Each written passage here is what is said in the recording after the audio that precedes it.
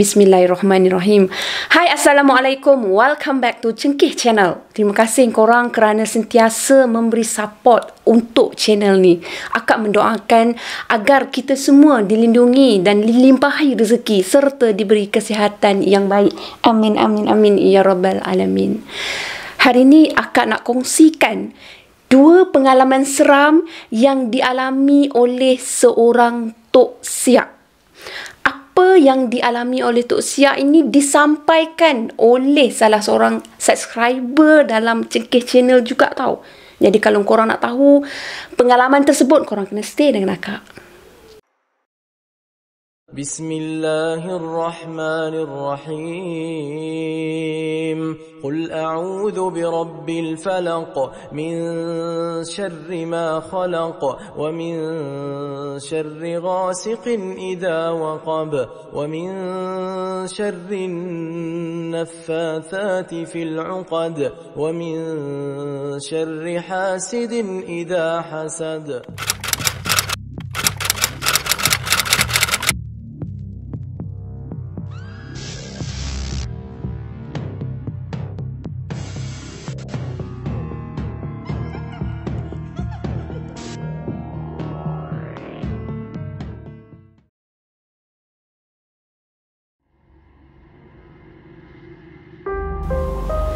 Akak mulakan dengan kisah yang pertama. Kisah yang pertama berlaku pada tahun 1991. Ia dialami oleh seorang Tok Siak yang dikenali sebagai Haji Razman atau lebih dikenali sebagai Haji Man. Sebelum akak meneruskan penceritaan, akak nak gambarkan tugas seorang Tok Siak. Tok Siak ni merupakan, kalau orang kata macam ni, pemegang kunci masjid. Maksudnya Tok Siak ni akan sampai lebih awal ke masjid berbanding jemaah-jemaah yang lain. Sebab apa? Sebab Tok Siak ni lah yang akan bukakan pintu masjid, yang akan sedia ke tempat-tempat untuk jemaah-jemaah ni. Pendek kata, Tok Siak ni merupakan orang yang terawal sampai ke masjid dan merupakan orang yang terakhir yang akan tinggalkan masjid. Tok Siak diberi kepercayaan untuk menguruskan masjid tersebut. Jadi akak teruskan dengan penceritaan akak.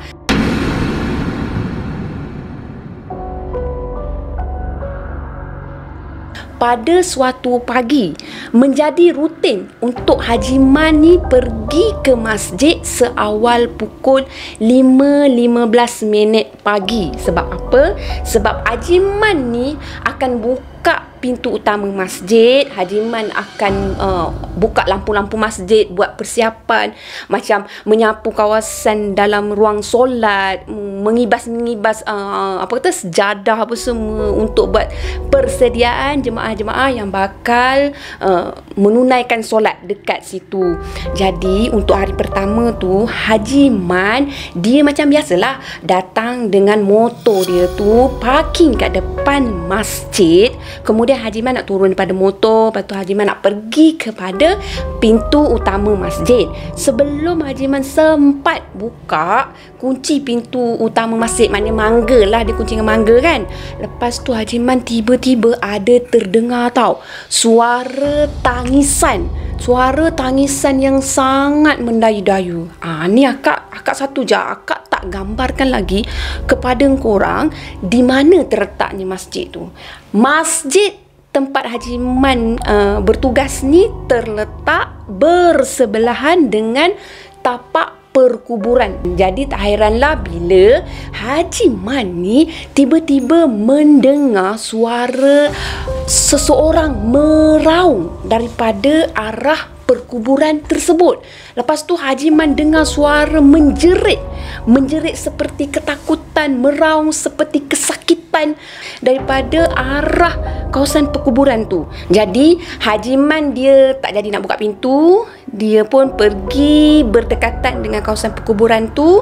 Lepas tu dia melihatlah ke arah suara tersebut. Haji Man Masudi dia tercari-carilah. Kubur kan luas, bukannya sempit korang. Jadi Haji Man memandang-mandang di jauh pandangan, cuba mendengar dari arah mana bunyi suara tersebut. Makin Haji Man cuba mendengar suara tu makin kuat. Bila Haji Man memandang ke arah sekeliling, waktu tu keadaan masih lagi gelap gelita.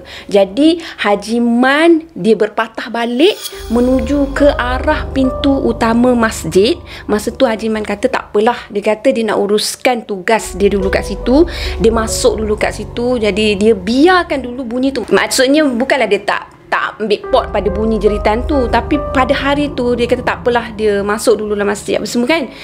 Bila dia masuk, dah buka pintu masjid apa semua, masuk dalam masjid, dia buka semua lampu-lampu apa semua. Haji Man cuba bersihkan kawasan tu. Haji Man masih mendengar dengan sangat jelas bunyi tangisan, bunyi seseorang yang meraung menahan kesakitan.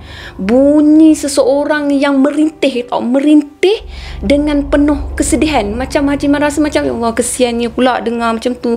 Siapalah yang merintih kat kawasan kubur? Yelah, tak mustahil lah ada seseorang yang merintihkan satu pemergian ahli keluarga dekat kawasan kubur. Tapi takkanlah seawal macam tu tau. Jadi Haji Man pun istighfar, astagfirullahalazim macam tu.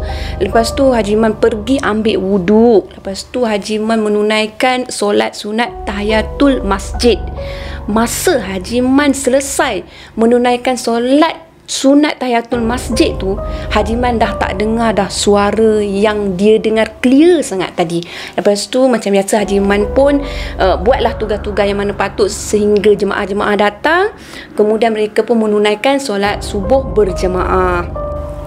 Pada pagi hari yang kedua, waktu yang sama, pukul 5.15 pagi, Haji Man seperti biasa rutin dia pergi ke masjid tersebut untuk menjalankan tugas Haji Man. Macam hari yang sebelumnya, Haji Man melalui perkara yang sama. Apabila Haji Man turun daripada motor nak menuju kepada pintu utama masjid, Haji Man tetap mendengar suara tangisan, suara meraung yang sama, suara merintih yang sama. Kemudian kali ni Haji Man tekad, Haji Man nak pergi suluh dekat mana datangnya bunyi tersebut. Jadi Haji Man pun pergi dekat raga motor dia, dia ambil lampu suluh. Lepas tu Haji Man pun pergilah suluh ke arah bunyi yang dia dengar tau. Makin dekat dia suluh, rupanya Haji Man ni dah melangkah dah ke dalam sehingga dia dah berada di belakang masjid. Bukanlah Haji Man tu berada di belakang masjid, maksudnya di kawasan perkuburan, tapi dah berada di belakang masjid. Itu kau faham kan? Jadi Haji Man terus menyuluh sehingga ke satu tapak perkuburan yang baru tu, maksudnya tapak perkuburan yang terkini, yang latest lah, yang sedang digunakan keadaan semasa tu. Jadi Haji Man terus menyuluh dekat situ. Lepas tu suara tangisan tu kedengaran semakin kuat dan semakin kuat. Haji Man istighfar, astagfirullahalazim. Haji Man tetap istighfar, gagahkan kaki. Haji Man pun melangkah pergi ke masjid.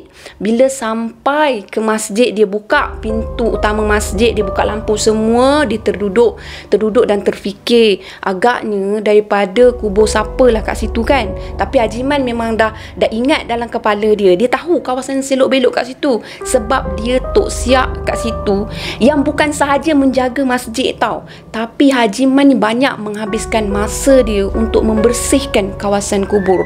Kalau korang nak tahu, sebab itulah kawasan kubur tu kelihatan sangat bersih, sebab Haji Man dia akan bersihkan keseluruhan kawasan kubur tu sebab dia dah tak ada kerja kan, dia dah pencen. So itulah yang dia lakukan setiap hari. Jadi Haji Man masuk dekat masjid tadi, dia dah terduduk semua, dia terfikir. Haji Man ni macam tahu kubur tu milik siapa, dia yakin sangat. Tapi untuk kepastian, Haji Man kena pergi tengok semula pada waktu pagi bila matahari dah menerangi tanah. Jadi Haji Man macam biasa, dia balik rumah, dia sarapan apa semua. Lepas tu lebih kurang pukul 9 pagi, dia datang semula ke masjid.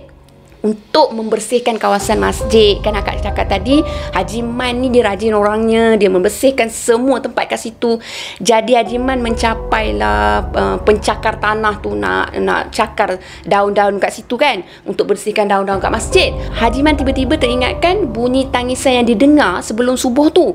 Jadi Haji Man pun pergi menuju ke arah kubur tersebut untuk melihat kubur milik siapakah yang dia dengar bunyi rintihan dan tangisan tu.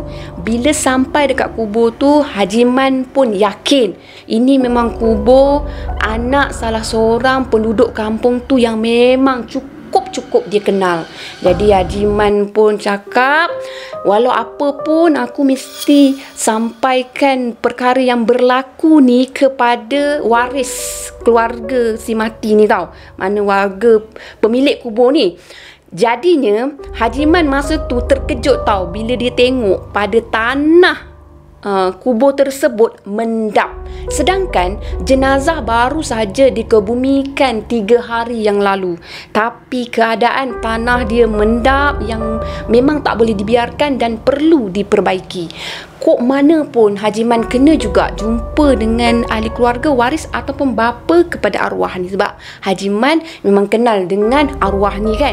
Jadi untuk hari yang seterusnya, maksudnya hari yang ketiga keesokan harinya, macam biasa Haji Man pergi ke masjid pun macam biasa. Tapi kali ni ada kelainan. Apabila Haji Man sampai ke masjid tu, alangkah terkejutnya Haji Man bila dia mendengar suara rintihan dan tangisan tu kali ni berserta dengan bunyi dum. Macam mana ya? Bunyi seolah-olah macam bunyi seseorang yang disebat. Bunyi kesan sebat macam tu. Disebat macam tu. Macam itulah digambarkan yang dituliskan. Lepas tu bunyi tu diselangi dengan tolong, sakitnya,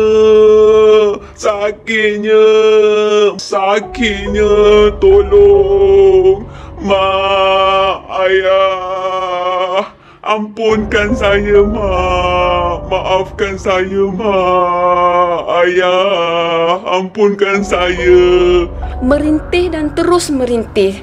Jadi Haji Man cakap tak boleh jadi. Memang tak boleh jadi. Perkara ni mesti kena sampaikan kepada ahli keluarga dia secepat mungkin. Sebab dia tak tahu apa yang berlaku kepada ahli keluarga ni. Maksudnya dia tak tahu apa yang sebenarnya berlaku di sebalik semua ni.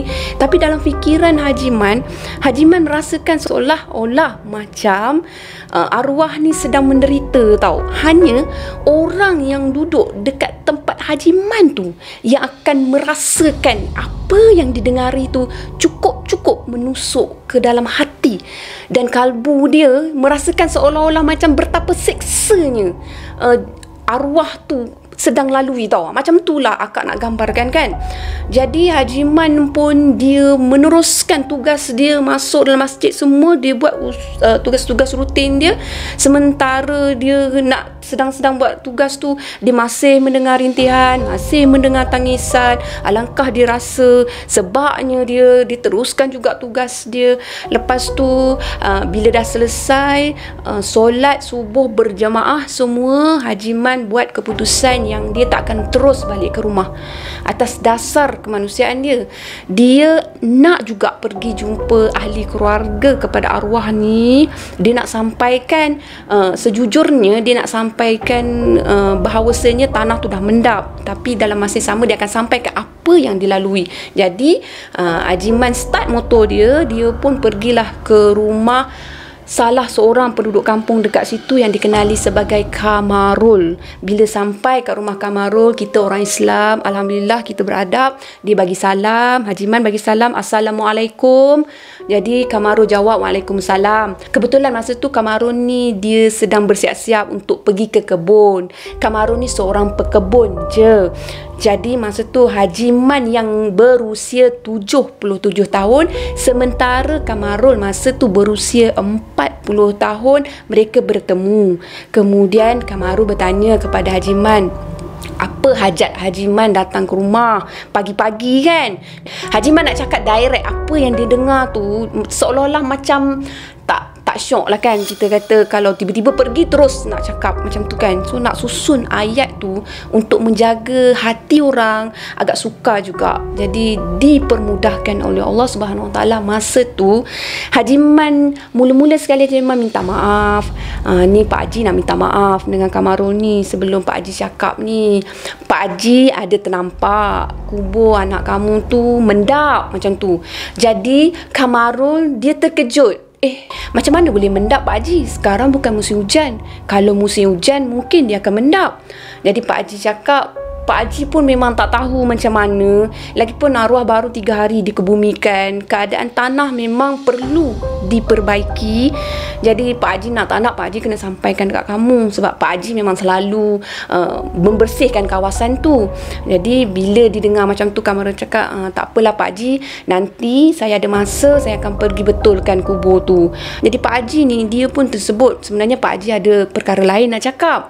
Apa yang Pak Haji nak cakap sebenarnya Pak Haji? Saya nampak muka Pak Haji macam seolah-olah macam nak sampaikan sesuatu hajat yang sangat besar macam tu. Jadi Pak Haji cakap macam ni lah. Sebelum tu Pak Haji minta maaf. Pak Haji nak bagi tahu kat kamu, dah 3 pagi sebenarnya Pak Haji dengar suara rintihan daripada kubur anak kamu. Sudah 3 hari berturut-turut. Jadi Pak Haji rasa macam ada yang tak kena dengan arwah ni. Pak Haji rasa kamu pergilah melawat arwah. Lagipun selepas kamu kebumikan arwah, kamu tak ada pun sampai kat sana. Jadi Pak Haji harap sangat kamu pergilah melawat arwah. Mungkin arwah rindukan kamu. Macam tu lah kan gambaran Pak Haji. Lepas tu Kamarul ni dia agak terkejut sebab dia tanya bunyi yang macam mana Pak Haji. Cuba Pak Haji terus terang je, terus direct je dengan saya. Jadi Pak Haji cakap lah bunyi yang dia dengar tu, suara minta tolong tu, suara minta ampun, minta maaf tu semua kan. Jadi Kamarul bertambah terkejut pada awalnya. Tapi selepas tu Kamarul kemudian ditundukkan muka dia seolah-olah macam pendamkan sesuatu tau. Kemudian bila dia mengangkat muka dia, Haji Man terkejut bila dia tengok di kiri dan kanan mata Kamarul ni dah berlinang air mata. Cuba korang bayangkan air mata seorang ayah. Jadi Pak Haji tak tahu nak kata apa, sampaikan Kamarul sendiri yang membuka suara dia, membuka cerita. Macam ni sebenarnya Pak Haji, saya pun minta maaf bagi pihak anak saya. Sebenarnya macam ni Pak Haji, sebenarnya anak saya ni dah lama tak balik rumah. Jadi anak saya ni Pak Haji tahu kan meninggal dunia sebab kemalangan jalan raya. Tapi mungkin Pak Haji tak tahu, sebenarnya anak saya ni kemalangan jalan raya sebab dia berlumba Pak Haji. Jadi Pak Haji pun astagfirullahalazim, dia pegang kepada Kamarul ni, cuba untuk menenangkan Kamarul sebab Kamarul memang dah berlinang air mata.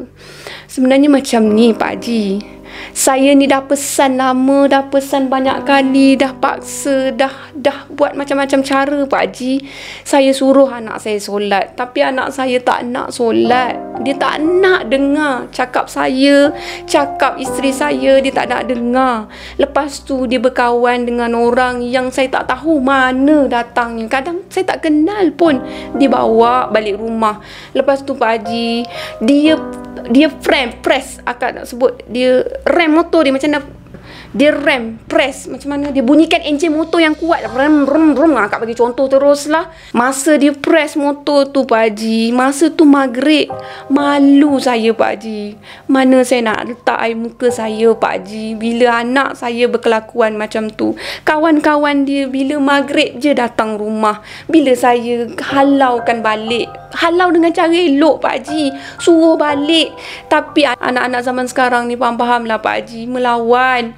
Lepas tu bila saya nasihat, dia tak nak dengar, dia melawan, dia marah-marah. Kami ni mak ayah dia Pak Haji, apa lagi yang mampu saya buat Pak Haji. Lepas tu bukan setakat tu saja, satu hari kami bergaduh besar. Lepas tu saya dah pukul dia Pak Haji. Bila saya pukul dia, saya tak tahu macam mana saya boleh jadi macam tu, pukul dia, marah-marahkan dia sebab saya dah tak tahan. Sebab jiran-jiran sekeliling, orang kampung dah mula bising, menyebut-nyebut dia ni suka sangat buat orang marah, buat orang sakit hati. Jadi saya pun Bila dah pukul dia, Pak Haji fahamlah. Dia tinggalkan rumah 2 minggu dia tak balik, Pak Haji. Saya usaha cari dia, Pak Haji. Mula-mulanya buntu, saya tak jumpa dia. Tapi bila saya jumpa salah seorang kawan dia, barulah saya tahu anak saya ni dah ikut terjebak dengan budak-budak dadah. Lepas tu saya cuba. Bukan tak cuba ni, Pak Haji. Saya ayah. Hati seorang ayah mana nak tengok anak macam ni. Saya cuba untuk bawa dia balik ke pangkal jalan, Pak Haji. Tak sempat. Tak sempat saya jumpa dia. Saya diterima berita kematian dia. Dia dilanggar lori, mati di tempat kejadian. Apa perasaan seorang ayah, seorang ibu bila menerima ujian macam ni, Pak Haji?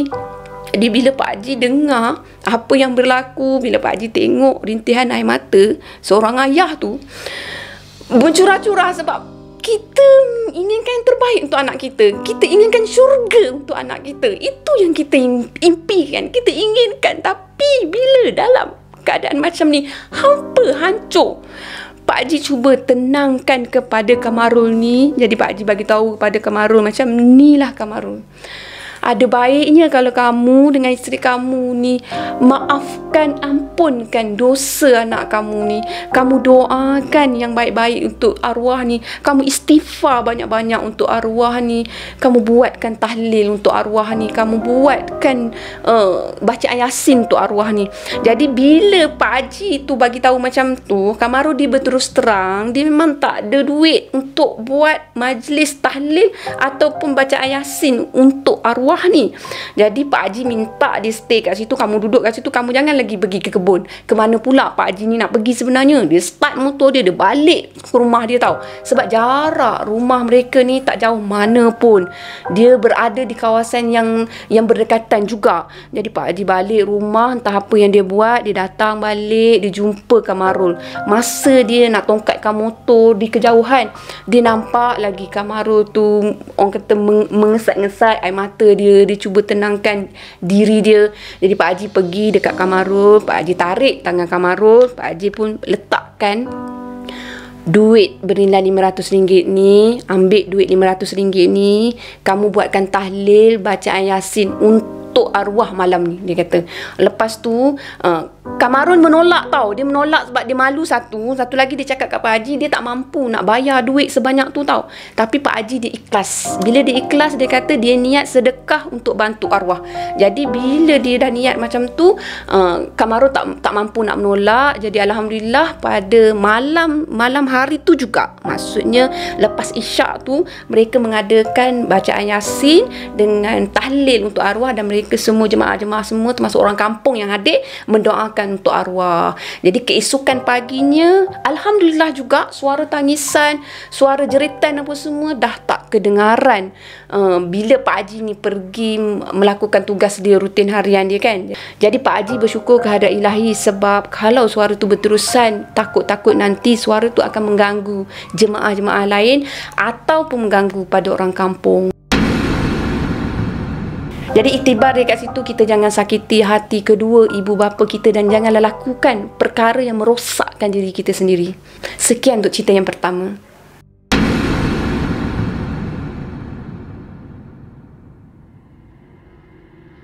Akak teruskan dengan pengalaman seram Hajiman yang kedua. Pengalaman seram ni berlaku pada tahun 1985.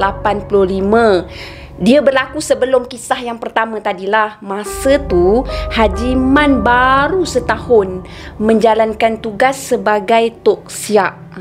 Pada masa tu Hajiman macam biasa juga, waktu pagi sebelum subuh, lebih kurang pukul 5.15 pagi, Hajiman akan datang dengan motor dia, parking kat depan masjid yang sama yang terletak bersebelahan dengan kawasan perkuburan. Lepas tu Hajiman akan pergi untuk membuka pintu utama masjid. Pada hari tersebut, hari kejadian tu, Hajiman belum sempat buka pintu utama masjid tu. Hajiman ada ternampak satu kelibat yang berlari menuju ke arah tapak perkuburan, maknanya kawasan perkuburan bersebelahan masjid tu tahu. Jadi Haji Man ni pada awalnya dia menyangkakan kelibat tu merupakan pencuri ataupun geng budak-budak nakal. Dia nak pecah masuk masjid untuk mencuri duit tabung masjid. Maklumlah, kejadian-kejadian mencuri duit tabung masjid ni sebenarnya dah kerap kali berlaku dekat masjid tersebut. Jadi Haji Man pun dia pergi ke raga motor dia tu, dia pergi dapatkan lampu suluh dia. Itulah tugas dia tu, memang dalam raga motor dia mesti kena ada lampu suluh. Sebabnya dia bergelap mesti nak pakai lampu suluh kan. Jadi Haji Man ambil lampu suluh tu, dia pergi suluh dekat dengan kawasan yang dia nampak, kawasan perkuburan tu yang dia nampak kelibat tadi kan. Perlahan dia tengendap-ngendap, dia pergi supaya kehadiran dia ni tak diketahui lah, maksudnya tak diketahui oleh pencuri lah kononnya masa tu. Ada Haji Man masuk, pelan dia tutup dulu dengan tangan tau, dia punya lampu suluh bukan ditutup tapi tengah tangan bagi nampak sama-sama tau. Lepas tu dia jenguk dekat kawasan perkuburan tu, dia tak nampak lagi masa tu. Dia menyorok di sebalik satu pokok kemboja yang agak besar tapi bersih, sebab Haji Man ni pun bersih, dia suka bersihkan kawasan tu. Jadi Haji Man pun meneruskan juga Bismillahirrahmanirrahim. Kata cakap setiap tugas Haji Man akan mulakan dengan Bismillahirrahmanirrahim. Jadi dia melangkah lagi dan melangkah lagi. Dalam hati dia geram tau, kali ni aku mesti tangkap pencuri tu, aku mesti dapatkan pencuri tu. Kurang-kurangnya aku mesti tengok wajah pencuri tu, aku tahu siapa yang mencuri tu. Siap lah, macam tu. Jadi Haji Man pun dia buka lampu suluh tu yang ditutup dengan tangan, dia buka, dia suluh betul-betul dekat kelibat yang dia nampak tu. Alangkah terkejutnya Haji Man pada waktu tu apabila Haji Man nampak kelibat tu jelas depan mata dia, lebih kurang anggaran jarak dia 15 meter je daripada kedudukan Haji Man ni. Ada lembaga perempuan tapi hanya berpenampakan seperti rangka manusia tau. Rangka manusia yang diseliputi dengan kain kafan yang nampak macam carik-carik macam tu, yang terkoyak sana terkoyak sini, macam tak sempurna macam tu tau. Jadi Haji Man masa tu juga ternampak rangka perempuan. Kenapa Haji Man cakap perempuan? Sebab ada rambut perempuan tu sampai ke paras pinggang tau. Haji Man pun tak payah, dia pusingkan badan dia melangkah laju, buka langkah 1000, pergi ke pintu utama masjid. Kemudian Haji Man pun masuk ke dalam masjid, tutup pintu. Kak maklumkan kat sini, pintu masjid tersebut sliding kaca. Jadi Haji Man tutup gedegang sliding kaca tu. Lepas tu Haji Man pun berpaling lah, dia dah masuk kan, dia membelakangi pintu. Jadi bila dia nak tengok keadaan dekat pintu tu, dia pusingkan badan dia untuk lihat di luar pintu tu. Alangkah terkejutnya lagi Haji Man bila Haji Man nampak dah terpacak dah memang berdiri tegak dah lembaga tu, betul-betul dekat sliding tu tau, betul-betul dekat sliding tu. Lepas tu Haji Man nampak dengan jelas, kali ni tak sempat lagi buka lampu. Haji Man nampak dengan jelas masa tu sebab keadaan agak terang juga masa tu. Jadi Haji Man cuba untuk pergi buka lampu lah, dia cuba capai lampu, nak kalau boleh nak benda tu lari lah kan. Jadi dia tekan satu lampu, yang terbuka cuma lampu dalam masjid tu tahu, bukan lampu luar masjid. Itu je yang sempat Haji Man tekan. Jadi agak terang sikit kawasan tu, nampak jelas lembaga tu tahu, lebih jelas bila Haji Man mula nampak lembaga tu. Memang lembaga tulang, ada tengkorak kepala orang, apa semua, ada rambut, para pinggang yang akak cakap tadi. Dia memakai kain kafan yang berselut, yang koyak-koyak macam tu, yang nampak lusuh, sangat lusuh. Ada yang bahagian macam nampak reput. Lepas tu ada kesan darah yang kering tau. Lepas tu mengeluarkan bau yang busuk tau, macam tu. Lepas tu Haji Man pun astagfirullahalazim, Allahu Akbar. Haji Man pun menerpa ke arah satu bilik. Bilik tu dia ada sediakan kat situ ada minuman. Lepas tu kat situ dia ada radio tau. Radio yang digunakan untuk untuk pasangkan ayat-ayat suci Al-Quran dekat masjid tu. Jadi Haji Man pun pergi tekan pada radio tu, dia buka ayat-ayat suci Al-Quran tu, memang dah disediakan situ kan, dia dah pasang, memang auto keluar ayat-ayat suci Al-Quran. Haji Man pun pulih kedengaran suara radio tu yang paling kuat lah, pendek kata masa tu. Bila Haji Man dah pasang ayat suci Al-Quran dengan radio tu, Haji Man cuba untuk keluar daripada bilik dia tu. Dia nak pergi tengok dekat sliding tu, memang dah tak ada, lembaga tu memang dah tak ada. Lepas tu Haji Man menggagahkan diri dia, dia capai torchlight dia. Lepas tu Haji Man keluar daripada pintu sliding tu. Dia ada ruang lega tau, dekat masjid tu ada ruang lega. Lepas tu Haji Man pergi suluh dekat kawasan perkuburan tu. Masa tu Haji Man ternampak lagi kelibat tu macam berlari-lari, berjalan-jalan dekat kawasan perkuburan tu. Lepas tu Haji Man suluh betul-betul dia tengok dekat mana akhirnya lembaga tu menghilang. Dia menghilang pada satu kubur ni tau. Jadi Haji Man ingat dekat kepala dia, dia ingat dalam ingatan dia, dia stop dekat mana, dekat kubur mana. Jadi keesokan paginya selepas selesai semua jemaah-jemaah tu solat bersama-sama, Haji Man macam biasa dia balik dulu untuk sarapan apa semua. Selepas sarapan tu dia akan tukar uniform baju Melayu dia. Dia akan pakai seluar selek hitam dengan baju pagoda. Dengan usia dia masa tu agak-agak sure berapa, sebab tahun 91 usia dia 77 tahun. Sebelum tu kena tolak lah lagi 6 tahun lebih kurang. Jadi dengan usia dia macam tu, dia pakai baju pagoda, lalu start motor, dia pergi balik semula ke masjid tu. Tapi kali ni dia terus menuju ke arah kubur yang dia tengok lembaga tu menghilang tau. Bila dia sampai dekat kubur tu, dia kubur lama tau, kubur yang agak lama dan bukan kawasan kubur yang baru. Jadi Haji Man cuba untuk menyelak-nyelak pada batu nisan. Alhamdulillah masih ada batu nisan walaupun dia kubur lama. Jadi Haji Man tengok kat situ, tertera nama seorang perempuan dekat situ. Memang perempuan lah. Jadi Haji Man cuba selak lagi, tengok lagi pada kubur tersebut tahun bila kematian tu. Jadi bila ditolak daripada tahun dia tu, lebih kurang anggaran 25 tahun. Memang dah lama sangat lah kawasan kubur tersebut tau. Maknanya kubur tu memang dah lama. Jadi Haji Man pun dah tahu perkara tersebut. Dia cuba untuk bersihkan kawasan tu. Yelah, alang-alang kan dah sampai kat situ, nampak ada daun-daun yang gugur-gugur kat situ apa semua. Sebab kubur tu dia berdekatan dengan pokok kemboja yang agak dah tua. Jadi dia cuba bersihkan. Dalam Haji Man ni tengah galik bersihkan kubur tu, Haji Man ada ternampak kubur tu mempunyai lubang yang agak luas juga, agak besar juga lubangnya, lubang yang tak dibaiki tau. Tapi lubang tu tersorok di sebalik rumput yang ada kat situ. Jadi Haji Man biarkan. Lepas tu dalam masa yang sama juga Haji Man ada terdengar bunyi burung gagak. Burung gagak yang macam keresahan tau. Burung gagak yang berterbangan macam berterbangan ramai-ramai, banyak-banyak macam tu, dalam keadaan resah, seolah-olah macam cuba menyatakan sesuatu ataupun dia tahu sesuatu yang Haji Man memang tak tahu. Haji Man memang tak nampak, ibaratnya macam tu lah kan.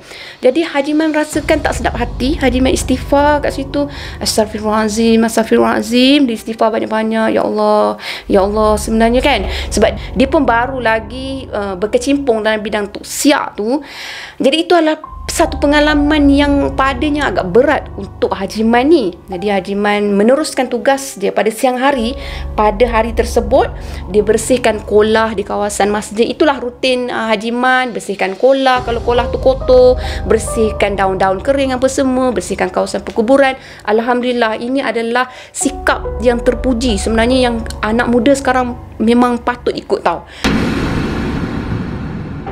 Di hari yang seterusnya, Haji Man sama juga rutin. Dia akan nak cakap benda yang sama juga. Datang dengan motor dia, parking motor dia. Kali ni Haji Man mengintai-ngintai santai di sebelah perkuburan. Sebab sebelum ni kan dia nampak kelibat, jadi dia agak-agak akan nampak lagi tak kelibat. Tak ada, tak ada kelibat. Jadi Haji Man pun pergi bukakan pintu masjid. Masa dia dah bukakan pintu masjid, tak sempat masuk dalam masjid, Haji Man nampak lagi kelibat perempuan tua, lembaga perempuan tua lah yang dia nampak pada hari sebelumnya. Dia nampak kelibat perempuan tua tu merayau-rayau berjalan di atas perkuburan tu. Jadi Haji Man memerhatikan dengan jelas kat situ perempuan tua tu. Sebab apa dia cakap perempuan tua? Sebab perempuan tu macam terbongkok-bongkok berjalan pun ada, macam terbongkok-bongkok laju berjalan pun ada, macam tu kan. Jadi Haji Man dia gagahkan diri dia, dia buat keputusan yang dia nak ikut jejak lembaga tersebut. Bila perlahan-lahan dia ikut jejak lembaga tu, Haji Man sangkakan yang lembaga tu akan menghilang ataupun pergi dekat kubur yang sama yang ditengok sebelum ni kan. Tapi tak, kali ni lembaga tu terus juga menuju ke arah satu kubur yang hampir berdekatan dengan kubur yang bahagian agak belakang, agak jauh daripada kubur yang sebelum ni. Jadi lembaga tu sampai dekat satu kubur ni, lembaga tu duduk kat situ tu dalam keadaan duduk mencangkung. Boleh bayang tak? Lembaga rangka manusia, tulang je, nampak tulang belulang je, yang dilengkapi dengan kain kafan yang koyak rabak, yang nampak macam tengkorak orang, kepala orang, ada rambut tu. Lepas tu Haji Man cakap masa tu Haji Man tak nampak dengan jelas lagi pada wajah lembaga tu, tapi Haji Man nampak tau lembaga tu menepuk-nepuk pada bahagian dada dia. Dia tahulah itu dada kan, dalam keadaan tangan rangka tulang-tulang je tepuk-tepuk bahagian dada tu. Lepas tu dalam masa yang sama lembaga tu macam merungut tau. Merungut yang dia tak faham. Dia tak faham apa yang dirungutkan, mendengus macam tak puas hati sesuatu macam tu lah, macam tak dapat nak digambarkan macam mana. Tapi bunyi tu pada Haji Man tu macam menyeramkan. Sebab apa tau? Sebab dia bersama dengan bunyi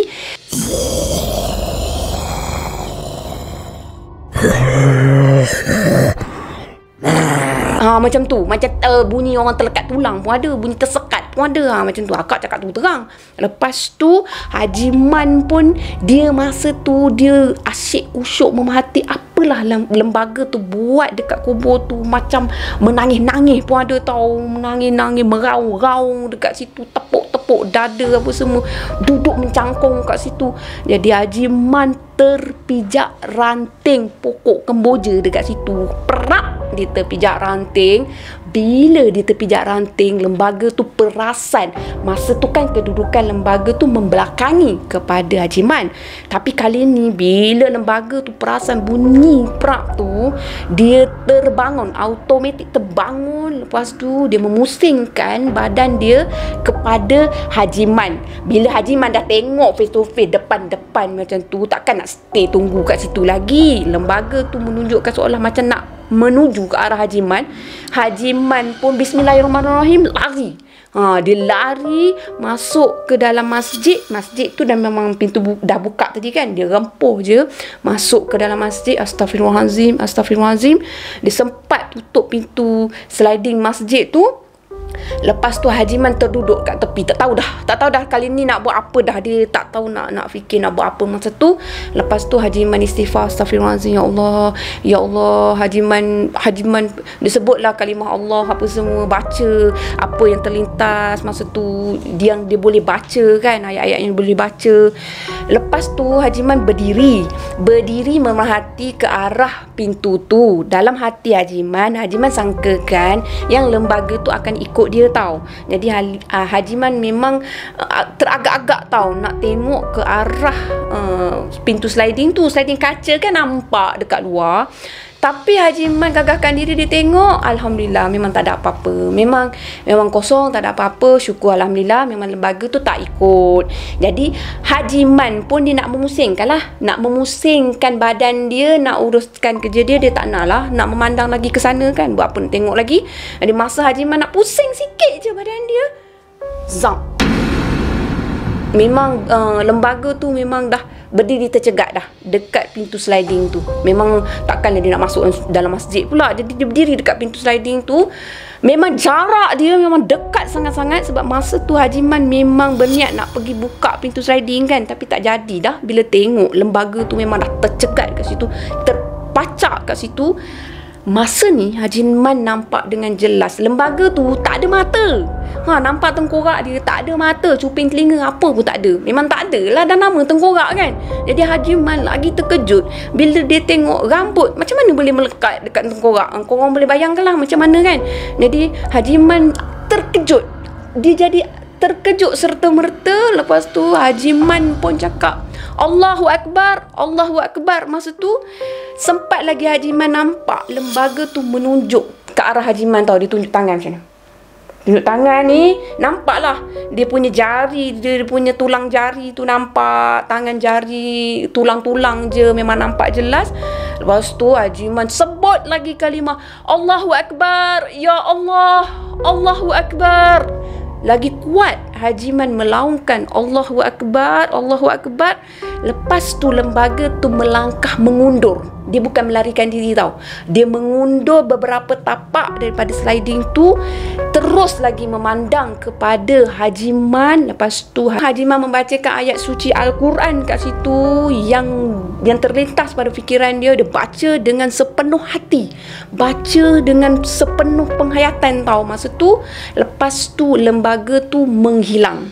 Bila lembaga tu menghilang, Haji Man cuba untuk tengok di luar masjid tu balik semula, tengok sekeliling apa semua untuk memastikan lembaga tu memang betul-betul hilang. Sebab Haji Man risau takut lembaga tu mengganggu kepada jemaah lain. Alhamdulillah memang lembaga tu dah tak ada. Lepas tu macam biasa jemaah-jemaah lain datang, termasuklah imam yang bertugas pada waktu tersebut. Jadi bila imam tu datang, selepas selesai menunaikan solat subuh berjemaah, Haji Man jumpa dengan imam tu. Dia minta je sebaik dengan imam tu nak tanyakan sesuatu. Jadi imam tak dapat agak sebenarnya soalan apa yang nak ditanya. Jadi imam minta Haji Man tu berada di satu sudut. Mereka bercakap lah. Haji Man pun berterus terang lah apa yang Haji Man nampak.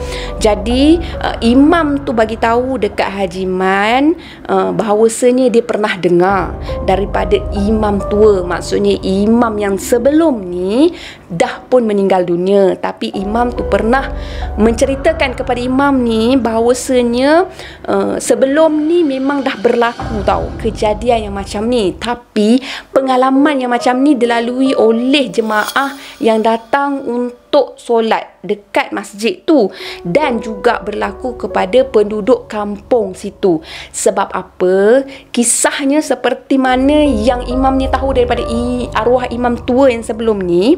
Dia orang lama dekat kampung tu. Arwah imam tua ni bagi tahu di mana pada kampung tu dulu datang seorang perempuan.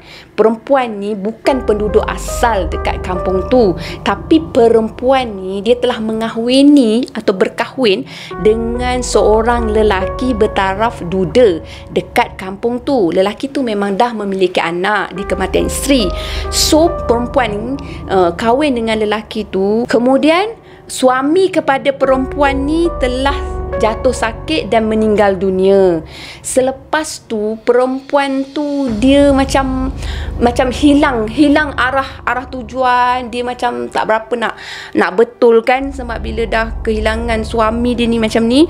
Lepas tu imam ni dimaklumkan bahawa perempuan tu ada mengamalkan ilmu penunduk suami. Macam itulah ditulisnya.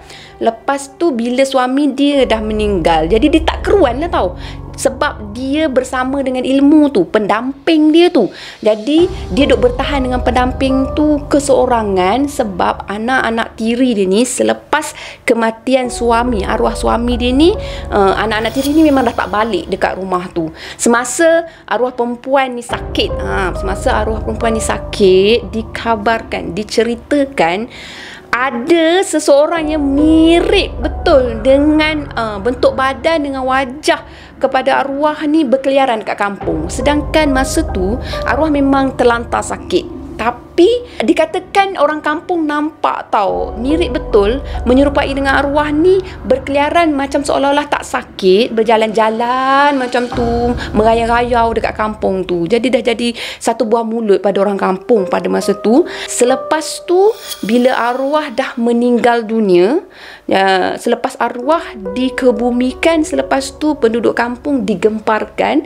Bila ada penduduk kampung nampak lembaga yang menyerupai arwah ni, dia berada di atas tangga di rumah arwah ni. Untuk pengetahuan Haji Man, selepas kematian perempuan ni, anak tiri dia memang langsung tak balik untuk tengok keadaan rumah ni tau. Sebab apa? Sebab apa yang didengar daripada orang-orang kampung semua, dia dengar rumah tu, senang cerita, rumah tu macam berhantu. Sebab ada lembaga yang menyerupai kepada arwah perempuan tua ni berkeliaran dekat rumah tu.